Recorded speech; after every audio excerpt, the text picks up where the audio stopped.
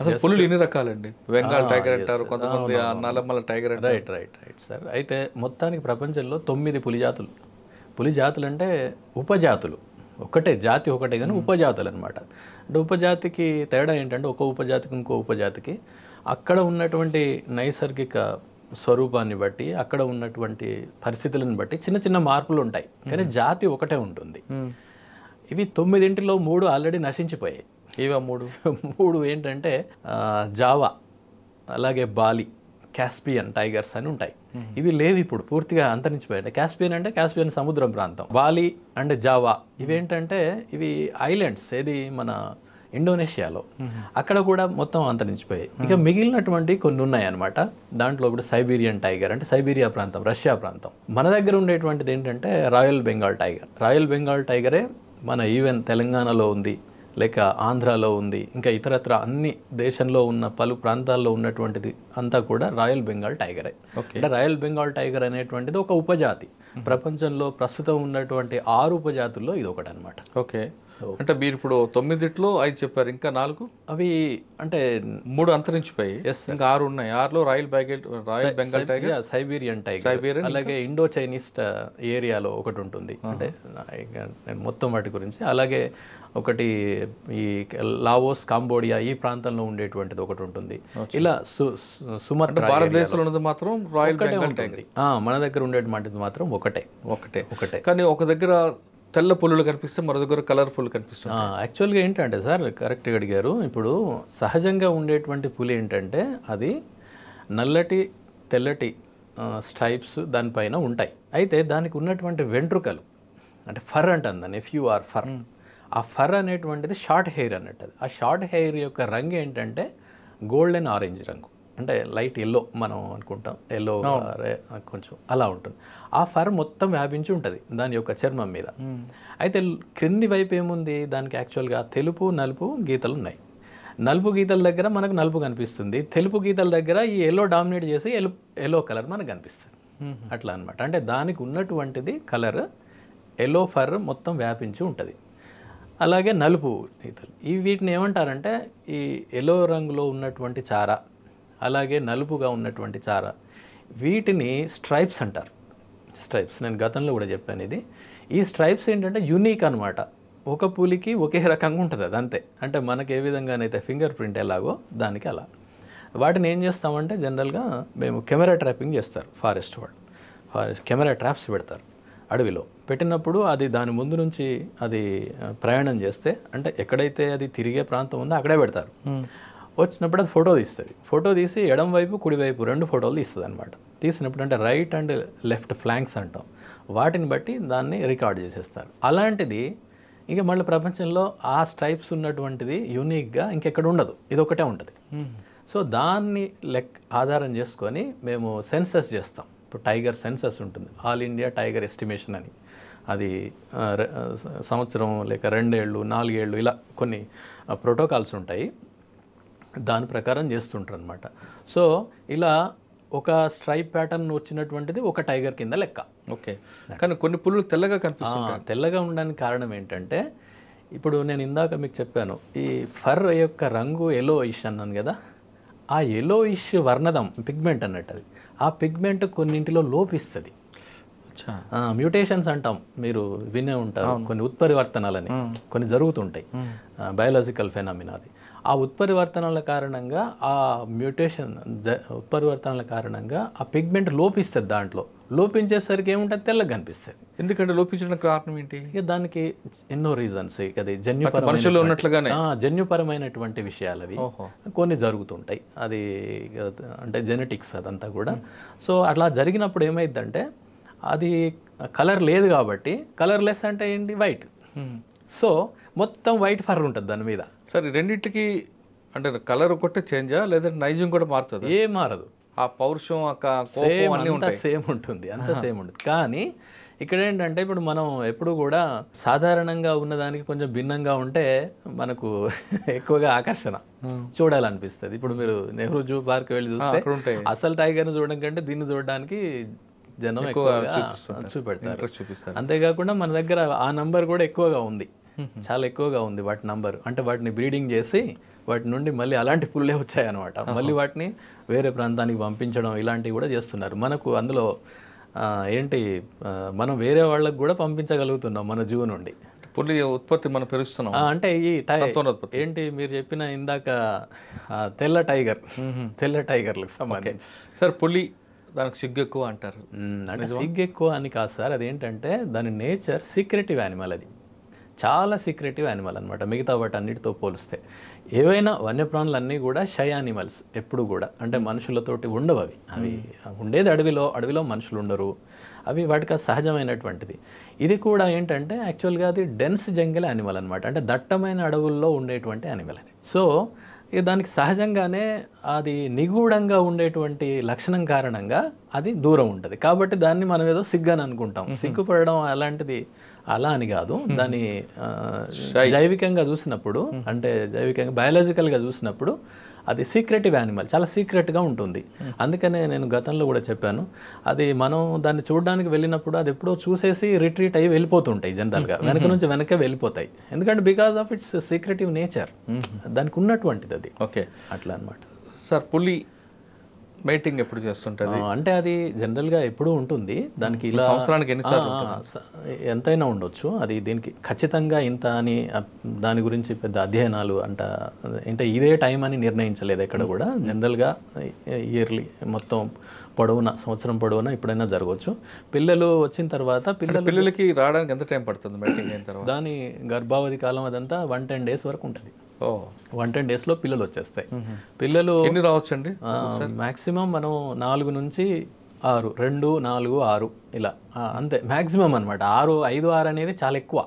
5 వరకు నేను విన్నాను. సరే 5 అనుకుందామండి. పులి ప్రెగ్నెంట్ అయిన తర్వాత మగ పులి ఆమెతో ఉంటుందా? లేదు, వెళ్ళిపోతుంది. అది ఎప్పుడు కూడా అట్లా ఉండవు. ఒకసారి మేటింగ్ జరిగిన తర్వాత అది వెళ్ళిపోతాయి అంతే. ఇప్పుడు మేటింగ్ కోసం కలుస్తాయి అంతే, కలిసిన తర్వాత వెళ్ళిపోతాయి. ఎందుకంటే మళ్ళీ ఇదే నేను ఇందాక చెప్పింది, బయాలజికల్ నేచర్ ఏంటంటే టైగర్ అనేది సాలిటరీ యానిమల్. సాలిటరీ అంటే ఏకాంతంగా ఉంటుంది. ఏకాంతంగా ఎందుకు ఉంటుంది అని అంటే అది డెన్స్ జంగల్ యానిమల్. అంటే దట్టమైన అడవిలో ఉండేటువంటివి గుంపుకి ఎట్లా ఉండగలుగుతాయి? ఉండలేవు. ఇంకోటి ఇదేంటి, ప్రిడేటర్. ఇది ప్రిడేటర్ అంటే వేరే వాటిని చంపి తినాలి. ఇదే 4-5 గుంపుగా ఉన్నాయి అనుకోండి, ఆ వచ్చేది దాన్ని 4-5 ఉండడం వలన డిస్టర్బ్ అయ్యేది వెళ్ళిపోతుంది కదా. ప్రే అంటే ఆహార జంతువు. కానీ కొన్నిసార్లు గుంపులుగా కనిపిస్తాయి కదండి పుల్లు. పుల్లు కనిపించవు మీకు ఎప్పుడు కూడా. ఒకవేళ కనిపించింది అంటే దాని అర్థం ఏంటంటే అది దాని కబ్స్ తోటి ఉందన్నమాట. ఈ కబ్స్ తోటి నేను వరుసగా చెప్తాను మీకు. ఇప్పుడు పిల్లలు కలుస్తాయి, వెళ్ళిపోయిన తర్వాత that will lead to pregnancy and పిల్లలు వచ్చేస్తాయి. సపోజ్ 4 పిల్లలు వచ్చాయనుకోండి, 2 పిల్లలు రావచ్చు, 4 రావచ్చు, 5, 6 అనేది మ్యాక్సిమం అండి. అంతకంటే ఎక్కువ రావు ఎప్పుడు కూడా. అయితే ఇది ఏం చేస్తుందంటే ఆడపులి that tigress will take care of its cubs అంతే. ఈ మగపులికి ఏమాత్రం సంబంధం ఉండదు, రాదు కూడా. ఎందుకంటే దాని నేచర్ వేరు. ఇప్పుడు మళ్ళీ దాని దట్టమైన అడవులలో ఉండేటువంటివి ఇదొక అడవిలో ఉంటుంది, అంటే ఇదొక ప్రాంతంలో ఉంటుంది, అదొక ప్రాంతంలో ఉంటుంది అంతే. జస్ట్ మేటింగ్ కోసం అది వస్తుంది అంతే, తర్వాత వెళ్ళిపోతుంది. లేక ఇదైనా వెళ్ళొచ్చు, అదే రావాలని కూడా ఏం లేదు. అది చాలా బయాలజికల్ విషయం అంతే. దాంట్లో పెద్ద మనం చూడడానికి ఏం లేదు అందులో. అది బయాలజికల్. ఎందుకంటే తన సంతతిని పెంచాలి కదా. సంతతి అంటే ఇక్కడ ఏంటి, జాతి యొక్క సంతతి. ఇప్పుడు ఆ రిప్రొడక్షన్ అనేది, మేటింగ్ అనేది లేదనుకోండి, ఆ జాతి అందరితో అంతరిస్తుంది కదా.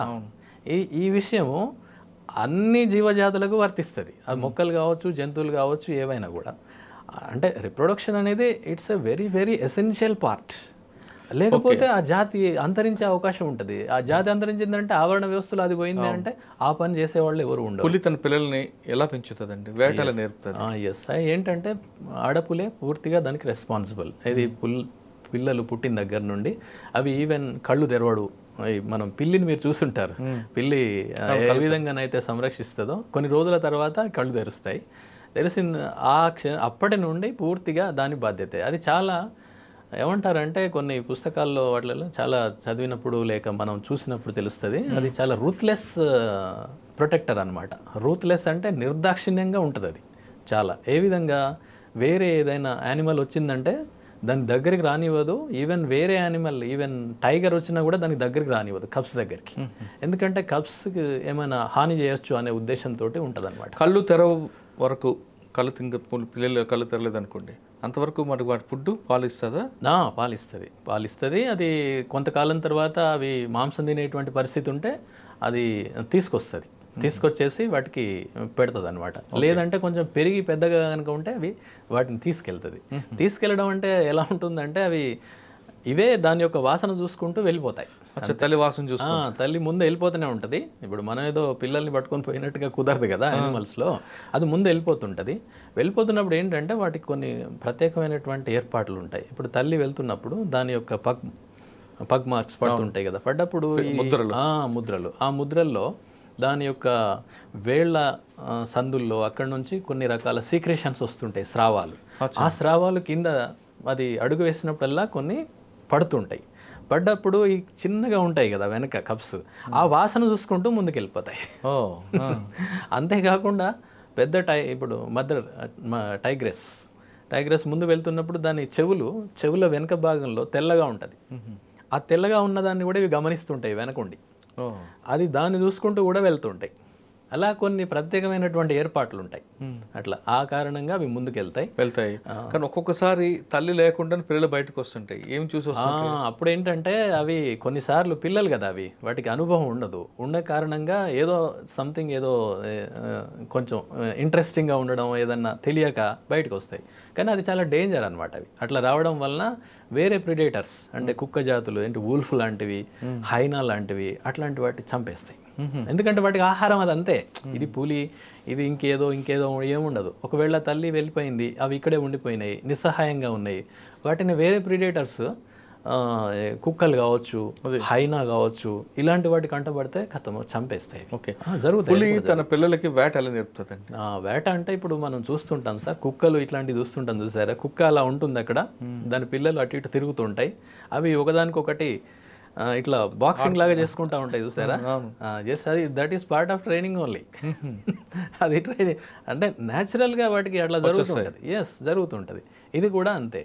అంతేకాకుండా ఇది వేటాడేటప్పుడు కూడా తీసుకెళ్తుంది. అంటే పెద్ద పెరిగిన తర్వాత ఒక 2 years 3 years అలా అక్కడి వరకు వెళ్ళిన తర్వాత అది వెళ్ళి వాటికి అంటే దాన్ని చంపిన తర్వాత ఆ క్యార్కాస్ ఎట్లా ఓపెన్ చేయడము, అంటే చనిపోయినటువంటి మృతదేహం, దాన్ని ఏం తింటారు ఏంటి అదంతా తెలుస్తూ ఉంటుంది అనమాట. అంటే ఈ టైగ్రెస్ ఏ విధంగానైతే బిహేవ్ చేస్తుంటుందో అవి కూడా వాటిని చూసి నేర్చుకుంటాయి.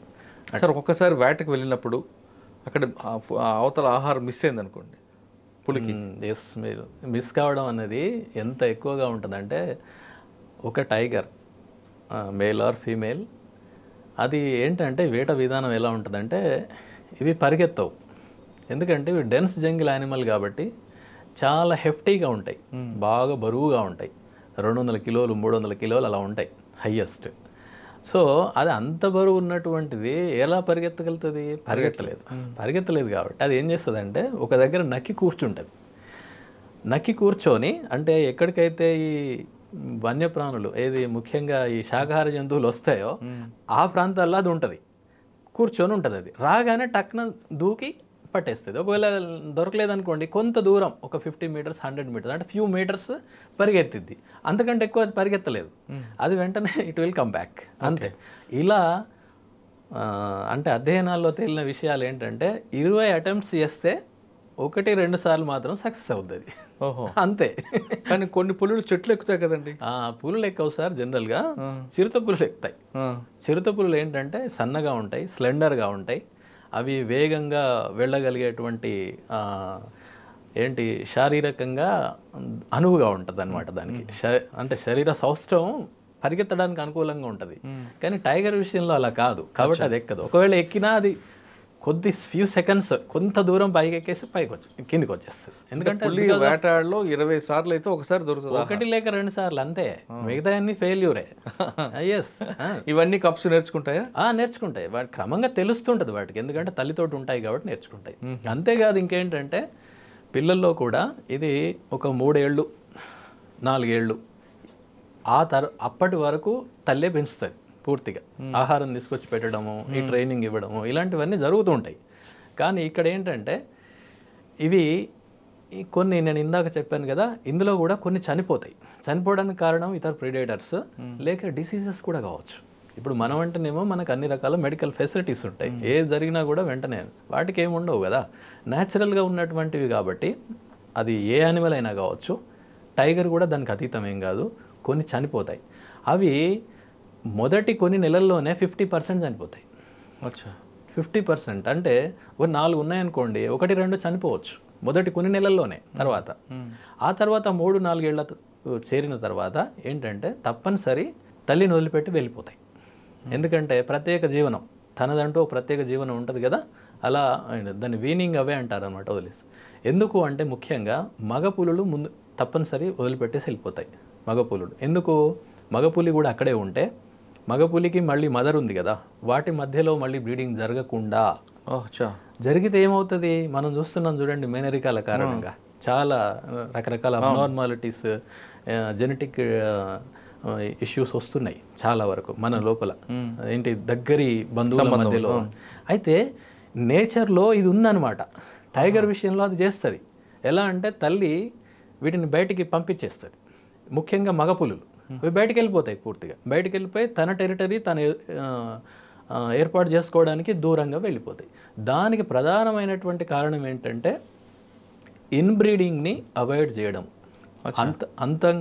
ఏంటి అంతఃక ప్రజననం లోపల ఉన్నటువంటిది, అంటే విదిన్ కుటుంబం అక్కడ ప్రజననం కనుక జరిగితే, అక్కడ ప్రత్యుత్పత్తి కనుక జరిగితే దాని నుండి వచ్చేటువంటి సంతానం చాలా వీక్గా ఉండే అవకాశం ఉంటుంది, జెనెటిక్ డిజార్డర్స్ ఉంటాయి.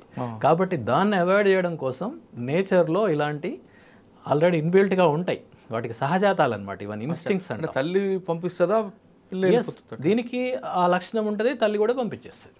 సో వెళ్ళిపోతాయి. ఆడపుల్లు అయితే మాత్రం ఆడపులులు కొంతకాలం ఉంటాయి, ఉండి తల్లి యొక్క టెరిటరీలో కొంత భాగాన్ని ఒకవేళ షేర్ చేసుకుంటే చేసుకోవచ్చు, కానీ అవి కూడా వెళ్ళిపోతాయి. కానీ ముఖ్యంగా మగపులులు మాత్రం దగ్గరలో అసలే ఉండవు. ఓకే, బయటికి వెళ్ళిన తర్వాత ఒకే తల్లి కడుపుడు పుట్టిన ఆడపులి మగపులి కలిసే అవకాశం ఉంటాయి అంటే జరిగే ఛాన్సెస్ ఉంటాయి. కానీ ఇప్పుడు ఏమవుతుంది, నేను ఇందాక చెప్పినట్టు మగపులి చాలా దూరంగా వెళ్ళిపోతున్నాయి కదా, కాబట్టి తగ్గుతాయి, అలా తగ్గేటువంటి అవకాశం ఉంది. ఓకే, తను పెట్టిన పిల్లల్లో 4 పిల్లలు పెట్టింది అనుకోండి పులి, ఒక 2 చనిపోయి అనుకోండి, అవి తీసుకెళ్ళి పాతడం అలా చేస్తుంటుందా, ఫీల్ అవుతుంటుందా ఏమన్నా? లేదండి, ఏం లేదు, న్యాచురల్గా చనిపోతాయి అంతే, ఏం లేదు. తల్లి లేదు అలాంటిది ఏమి ఉండదు, నేచర్లో ఏదో ఉండదు. అంటే కొన్ని కుక్కలు మీరు అన్నారు కదా, కుక్కలు అయితే కొంచెం బాధపడి తీసుకెళ్ళడం.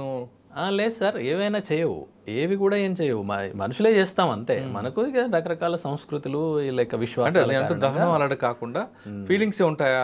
ఏం లేవు, అంటే అట్లా ఉన్నట్టుగానైతే మనం ఎప్పుడు చూడలేదు, చదవలేదు. సార్, పులి పిల్లల్ని ఎవరైనా బయట వాళ్ళు ఎత్తుకుంటే, అంటే జూలో ఉన్నప్పుడు మామూలుగా దొరకదు అనుకోండి, అటువంటి మనుషులు టచ్ చేసిన పిల్లల్ని పులి దగ్గర తీసుకుంటుందా? తీసుకుంటాయి, అట్లేం లేదు.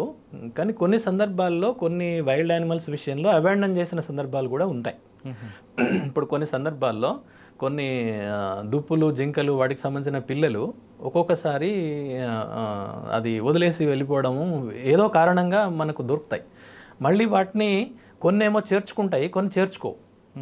సరే, దానికి కారణాలు బహుశా ఇప్పుడు మీరు అన్నట్టు ఏదైనా ఉంటే ఉండొచ్చు అట్లా. కానీ టైగర్ విషయంలో అట్లయితే మీ చూసినట్టు లేదు. సరే, టైగర్ అయింది సార్. నెక్స్ట్ సింహం, లైన్. సార్, అయితే ఇందాక నేను ఒక్కటి యాడ్ చేస్తాను దానికి. ఇక్కడ ఏంటంటే టైగర్ ఒక 50% ఇలా చనిపోయిన ఛాన్స్ ఉంటుంది. తర్వాత ఇంకొకటి ప్రమాదం ఏంటంటే, ఇవి కబ్స్ దూరం వీనవే అయిపోతాయి కదా, అంటే తల్లి నుండి దూరం కావడం అనేది ఉంటుంది కదా, అవి బయటకు వెళ్ళిపోతుంటాయి. అయితే బయటికి వెళ్ళిపోతున్నటువంటి సందర్భంలో అవి కొన్ని కిలోమీటర్లు, కొన్ని 100 కిలోమీటర్లు కూడా ప్రయాణం చేస్తాయి. చేస్తున్నటువంటి క్రమంలో అవి వేరే టైగర్లతోటి కాన్ఫ్రంటేషన్ అంటే ఎదురుపడడం, లేకపోతే ఇతర జనావాసాల్లోకి అనుకోకుండా వెళ్ళడము, లేక ఏదైనా ప్రమాదాలు ఉన్నప్పుడు దానికి లోన్ కావడం జరుగుతుంటుంది. ఎందుకంటే దీనికి ఎక్స్పీరియన్స్ ఉండదు, ఎలా ఎదుర్కోవాలనే ఎక్స్పీరియన్స్ ఉండదు. అట్లా కూడా కనీసం ఒక 20-30% చనిపోతాయి. అలా కూడా చనిపోతాయి. అంటే కబ్స్ 3-4 ఏళ్ళు ఉన్నటువంటివి చనిపోతాయి. అంటే ఈ లెక్కన కనుక మనం చూస్తే దీంట్లో తెలిసిన అధ్యయనాల్లో తెలిసిన విషయం ఏంటంటే, సుమారు ఒక ప్రాంతంలో, ఏదో పెద్ద ప్రాంతంలో మీరు ఒక 10 పిల్లలు పుట్టాయనుకోండి, 10 పిల్లల్లో 1-2 పిల్లల కంటే ఎక్కువ బతుకు, అంతే. 2 పిల్లలు బతికితే చాలా ఎక్కువ అనమాట. అంటే 80% మోర్టాలిటీ ఉంటుంది టైగర్స్లో. ఇలా అన్నమాట.